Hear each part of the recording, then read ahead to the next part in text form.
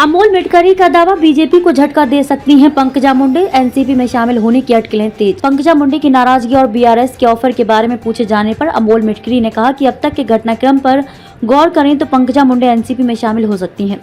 राजनीतिक गलियारे में चर्चा है कि बीजेपी के वरिष्ठ नेता पंकजा मुंडे को बार बार दरकिनार किया जा रहा है।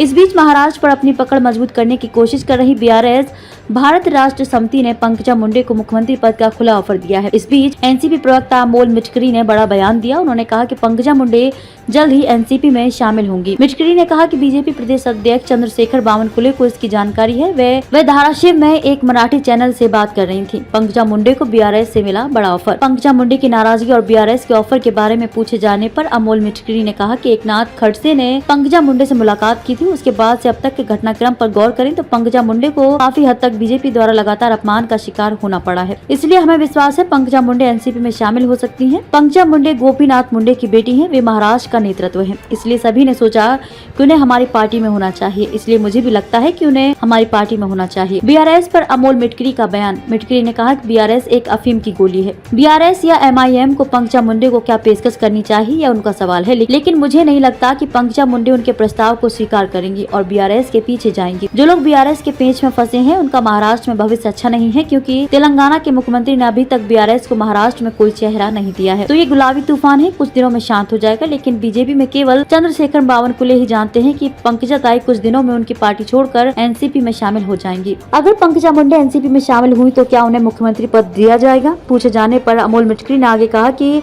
कौन मुख्यमंत्री बनना चाहता है यह पूरी तरह से पार्टी का फैसला है। जहां तक मेरी जानकारी है, वे गोपीनाथ राव मुंडे की बेटी हैं, जिन्होंने बहुजन समाज में ओबीसी के लिए बड़ी लड़ाई लड़ी है। वे महाराष्ट्र में नेतृत्व कर सकती हैं, यही मजबूत नेतृत्व। अगर वे हमारी पार्टी में शामिल होंगी तो निश्चित रूप से हमारी पार्टी की ताकत बढ़ेगी। बाकी सवाल मुख्यमंत्री पद का है और ये फैसला शरद पवार का है।